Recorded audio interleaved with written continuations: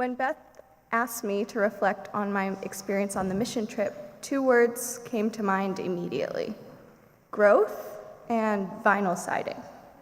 I guess that's 3 words. Last mission trip, I went in almost completely unskilled. Buck even had to give me a one-on-one tutorial on how to effectively use a hammer. This year, I came in much more confident. I could use a hammer, a nail gun, and one time, 2 years ago, I had put up vinyl siding. Little did I know how useful this skill would be. On day 1 at our work site, our incredible all-women team got straight to work, taking out and replacing 5 windows, uninstalling the toilet and prepping for the new bathroom flooring, all before lunchtime. It was worksite efficiency like never before, which won't be surprising to anyone who has ever met our fearless leaders, Cindy and Pam. Day 2 is when my vinyl siding skills first came in handy. We had a stack of siding that a previous work group had removed from the front of the house, with pieces trimmed to fit certain spots. My buddy Finn and I spent some time trying to decipher the numbered pieces of siding before we all decided to ditch the numbers and fit the pieces on our own. This was a valiant effort, but it wasn't long before we realized that the leftover siding only covered approximately 2 feet off the ground. And with that, we returned from lunch to take a morning's worth of siding off the wall and began replacing it with brand new siding. This was a particularly challenging task because of the dreaded clipper dippers. I still don't know what this tool is actually called, but I do know that it's an especially difficult tool to use to cut vinyl siding. But we prevailed and left day 2 with a sense of accomplishment after 2 rounds of vinyl siding. That night, Cindy shared with me that in order to ensure the integrity of our work, we would have to take the siding back down in the morning to fix an insulation detail underneath. So on day 3 and 4, Cindy and I took down and reinstalled vinyl siding with the laser focus of women who wanted this particular task to be complete, but wanted to know that our job was being done the right way and to the best of our ability for Mr. and Mrs. Brown. For me, the mission trip sits at a complicated intersection, juxtaposing my own positive spiritual journey, empowerment, and experiential learning with systemic racism, poverty, and systems that have oppressed marginalized communities and individuals for generations. Mr. and Mrs. Brown live in the home that Mr. Brown was raised in with his 10 siblings. Standing inside, I could feel the richness of their family history that was entrenched in the walls of this home, which now was in need of serious repair. The feeling was overwhelming, and it's still hard to describe. As I stood inside each room, I could feel the poverty and struggle that has lived in those walls for generations. The feeling of this family's struggle was raw, and it was part of what made leaving the Browns' home at the end of the week particularly difficult. I left the Browns' home knowing that I had installed new windows to bring in a breath of fresh air. There was essentially a whole new bathroom thanks to the hard work of Pam, Cassie, and Maggie. And you can be sure that the vinyl siding has never been labored over so thoroughly. And there's still more that needs to be done in the Browns' home, work that was beyond our capacity and beyond Coastal Carolina's capacity to complete. And even after the mission trip has ended, there is work we must do for the Browns and for the millions of other people living in similar positions. Work to address the symptoms of systemic poverty which worsen every day. As our continued mission, we must seek to change the pervasive policies at all levels that institutionalize racism and poverty in education, in housing, healthcare, and in our justice system. We must seek to change the dialogue too. We have to listen and lift up the voices of people and communities who know their own struggle more than we do. We have to do better in this country. We have to do better by the Browns, we have to do better by our neighbors, and we have to do better by those whose struggle we have not yet come to know. Thank you.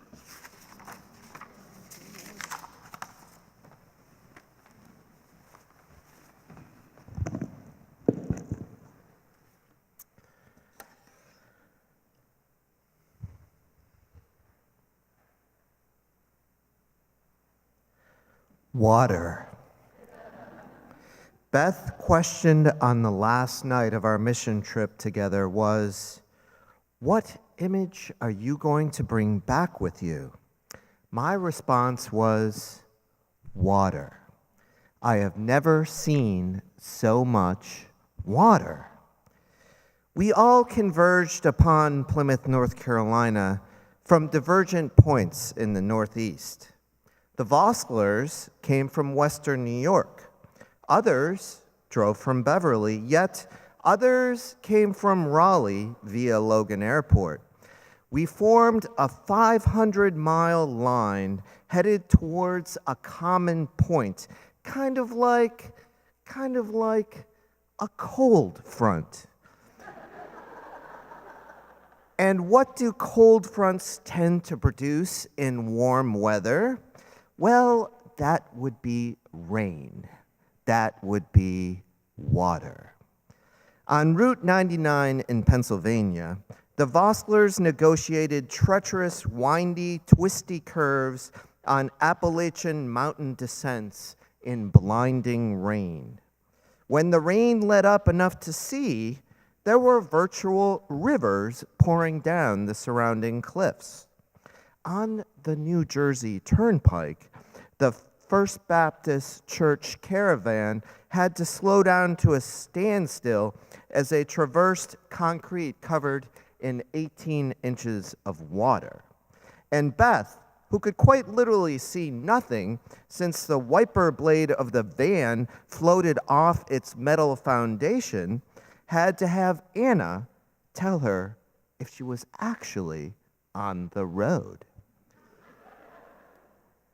But we arrived Saturday evening, safely, I might add. On Sunday, we ate breakfast, attended the church service, had lunch, and then, repeating a highlight from 2 years ago, went to a congregation member's house on the Albemarle Sound. The Albemarle Sound is a large expanse of water that seems to go on forever. It looks like the water version of the sky's horizon. And whenever I hear its name, I think of the word alba. Alba just happens to be the Spanish word for dawn or daybreak. Alba, the word for the sun coming up over the horizon, and in this case, the sun rising over the water. So there we were, swimming in the waters of the Albemarle Sound. All of a sudden, Julie says, "You know, I took classes in synchronized swimming." Wherewith Scott pipes up, "Oh yeah? Let's do it." So after some direction from Scott, we engaged in some stunning synchronized swimming. The most delicate move was diving under the water, standing upside down with our hands positioned on the murky bottom, and making a V with our legs. Stunning. So stunning, in fact, that Jay's wife said, "Those women really have nice legs." And Jay's stunning response was, "Those women are mostly men." So the Alba arrived. The day broke on our first workday in Plymouth. But on this first day, as on every day, you had to keep your eye to the sky. Was the rain coming?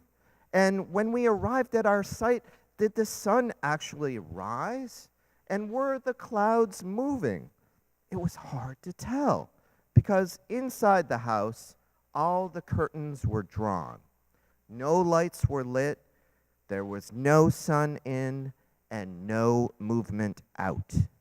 Inside, Linda Smith was taking care of her son Daniel, a 38-year-old quadriplegic. In the back corner of her yard was a shed full of boxes, which in turn were full of supplies.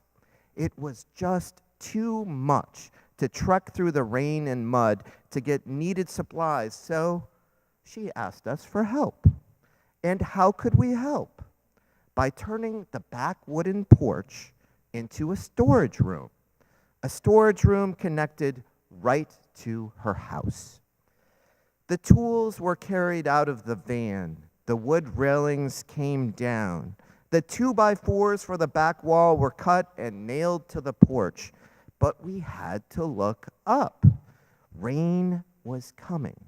Tools, supplies, and clothing had to be moved under the trailer or moved over to the carport. But the room began to take form.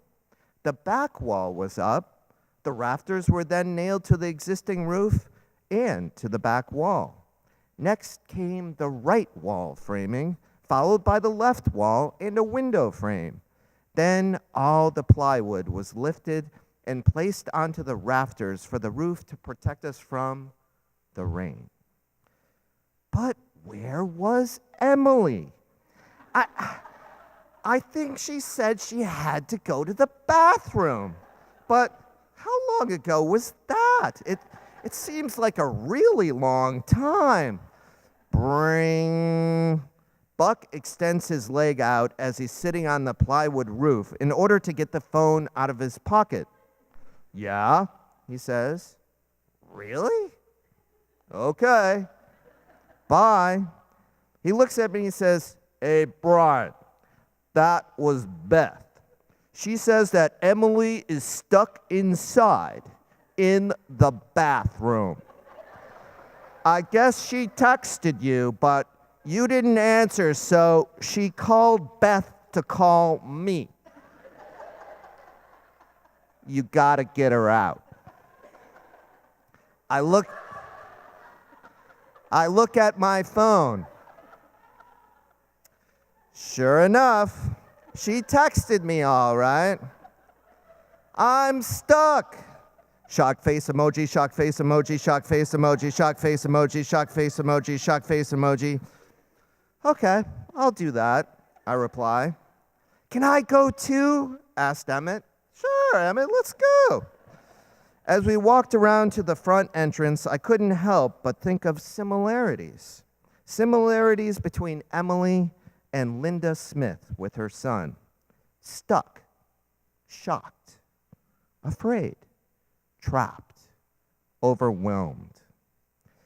Emmett and I entered the house to find ourselves in complete darkness. Hello? I ask. I get no response. Again, I mutter, hello? The only response was a barking dog somewhere in the dark depths. I swallowed a little bit, and we continued in. I found my way around the corner, and in a back room, I saw Linda and Daniel. We're just going to the bathroom, I explained. She said, I think there's a girl in there. Yeah, I guess she's a little stuck, I said. With that, an embarrassed look came over her face, and with a little laugh, she replied, oh yeah, that door. I gotta get it fixed. Well, with Emily freed, we returned the next day. Buck asked, who wants to shingle the roof? Emily replied, I like shingling. Images of Dorisann's dad, the Italian New Jersey roofer, traversed through my head. Maybe I can channel Tommy Irati. I thought, I'll give it a try, I blurted out. The only thing, Emily added, is that every time I get up there and try to get down, I start crying. Okay, I thought. It had just rained at lunch before Emily and I went to shingle. The sun pierced through the thick, non-moving, humid air. The sun reflected off the black shingles. As we put more shingles on, the sun's heat beat at us from two directions. We kept drinking, but it didn't help me from feeling ever more lightheaded and slightly nauseous. That's the last row, Emily. Let's get down. Then there's the ladder on the side of the roof. In order to descend, you place your hand on the ladder, half facing over the edge. You move your right foot towards the top rung, and then comes the hard part. You have to spin your body around to get your foot onto the ladder. For a microsecond, you are literally moving in the air, like a rain cloud over the edge of the building. Emily started to move her foot. No, she stopped and sighed. A second time, her knee bent to begin the twisting motion. No, another sigh. Now Grace and Buck can see what's going on. Shouts of, "You can do it!" ring through the air. Inhaling deeply, Emily quickly lifts her foot, twists around, gets her foot on the ladder, and descends. She didn't cry. All I can remember is that I was feeling hot and dizzy. I must have twisted around, but what impressed me was, upon touching the ground, Emily said, "Bryan, you need to sit down in some shade." Emily then gets out a gallon jug of water from the ice box. The gallon jug, full of water that Buck had filled up that morning, cold from the ice that Buck had supplied also that morning. She placed the cold ice water against the back of my neck. "This is really refreshing. How did you know how to put it there?" I asked. "I would have put it on your feet too. Nursing work," she said. "Hey, it works for me," I exclaimed. Water, cold water. It never felt so good. I run around the backyard with Finn and Harper, monkey in the middle. Okay, I guess I'm it again.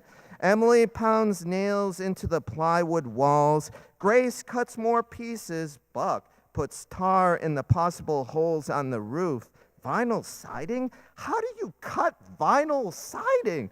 I measure, was that 68 inches or 64 inches? I measure again. Snip. That's how you cut it. Brenda gets Clorox on the old vinyl. Hey, that looks as good as the new vinyl.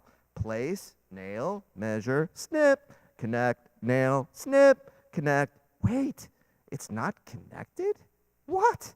It has to be connected like that?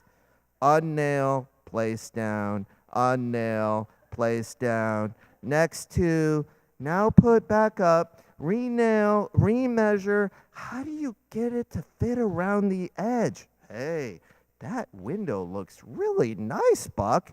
Hey, how does that look? By the last afternoon, it looked good, really good. We had finished the room, and like the water-saturated soil, it didn't seem so hard. And then everything turned into motion. Box after box was moved from the backyard shed into the newly constructed room. Like the water pouring down the Appalachian cliffs, the boxes streamed into Linda's new reservoir of supplies. And maybe Linda Smith can swim a little easier, drink a little deeper in this, her new water. Rainwater seems to come easily in Plymouth, North Carolina, but rain didn't come so easily for the early Christian desert fathers and mothers. No, with choosing to live in the isolated deserts back in the first few centuries of early Christianity, water did not flow much. Maybe this is why water images crept into their writings. Maybe that's why one of the desert fathers, Abba Poman, around 400 AD, said, "Water is soft, stone is hard. Yet, if left to drip on the stone long enough, the soft will overcome the hard." The Word of God is soft. The human heart is hard.